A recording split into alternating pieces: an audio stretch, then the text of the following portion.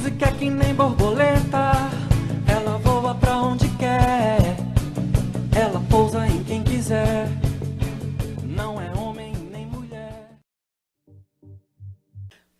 As travestis são pessoas que nasceram com um pênis, foram registradas na certidão de nascimento com nomes masculinos, mas não se reconhecem como homens, nem como mulheres. São simplesmente travestis.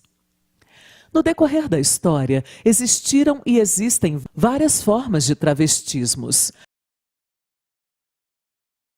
Os registros históricos sobre elas aparecem em diversas épocas e lugares. Na Grécia existiam pelo menos 2 tipos de travestis. Homens que se vestem de mulher, mas se relacionam sexualmente com mulheres. Usam barbas e são ativos, ou seja, o que penetra.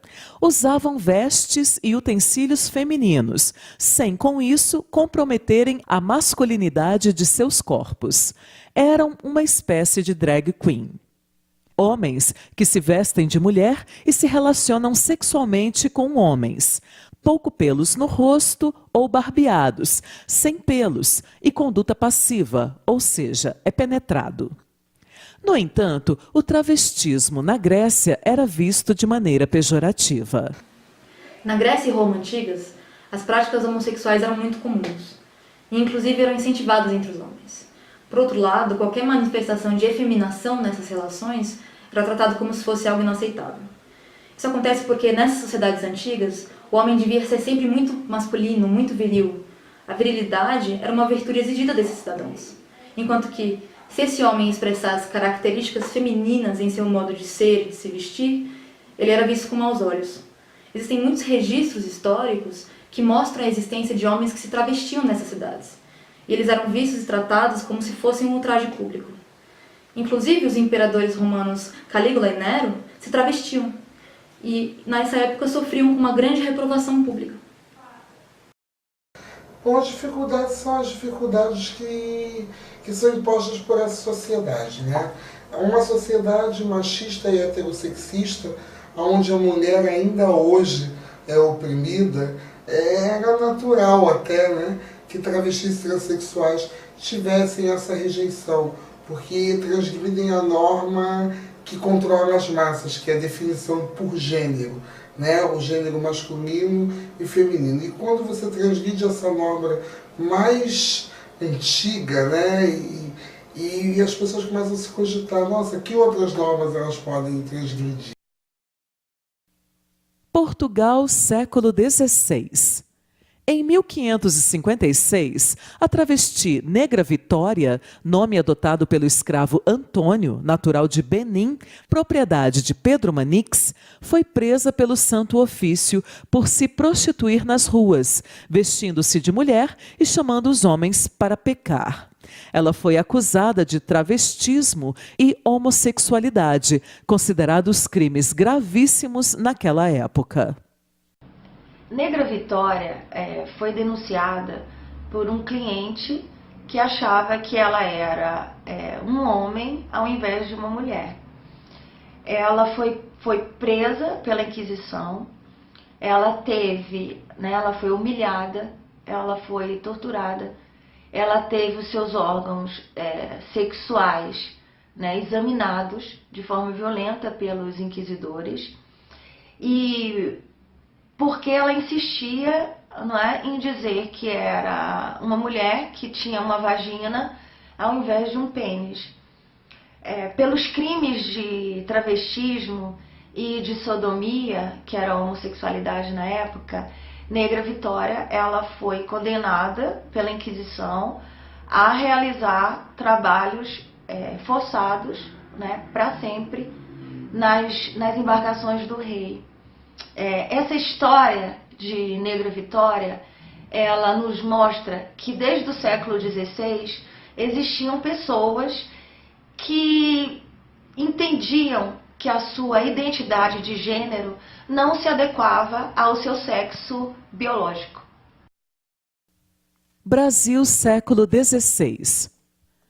Francisco Manicondo, também conhecido como Francisco Congo, escravo de um sapateiro na Bahia do século XV, foi denunciado para a Inquisição por usar roupas de mulheres e se relacionar sexualmente com outros homens.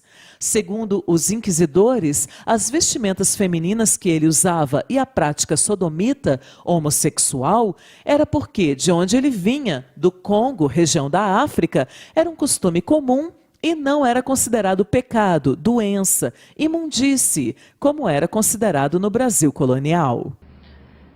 Francisco Manicongo, ele pode ser considerado um dos travestis e homossexuais mais corajosos do período colonial brasileiro. Porque mesmo após ele ser perseguido e acusado pela Inquisição, ele continuou se relacionando sexualmente com homens e se vestindo de mulher. Brasil, século XX, ditadura militar, 1964 a 1985. Dados do relatório da Comissão da Verdade esclarecem que a perseguição às travestis e às transexuais fazia parte da política governamental da ditadura militar. Os episódios que a gente relata no livro e nesse capítulo do relatório, dos mais graves de violação de direitos humanos, ocorrem justamente homossexuais e travestis, normalmente trabalhando com prostituição no centro de São Paulo. Quando assume o delegado José Wilson Riquetti como comandante da seccional Centro em São Paulo, na gestão do Erasmo Dias, na Secretaria de Segurança Pública, se lança um plano de higienização, que eram chamadas operações limpeza ou rondão do Riquetti, como ficou conhecido. E ali eles chegam a levar, conforme relata matérias de Folha de São Paulo, Estado de São Paulo da época, chega a se levar 300 a 50 prostitutas, travestis, ou seja, essas camadas mais populares, que desviavam, digamos assim, das normas morais da época, eram levadas para a delegacia, ali elas eram extorquidas, eram torturadas, há vários episódios, tem uma capa do Lampião específica sobre as torturas sofridas pelas travestis. Então elas sofriam diretamente uma violência do braço armado mesmo do Estado. Isso não era nem uma censura, por exemplo, que os editores do Lampião sofreram, mas era violência física mesmo.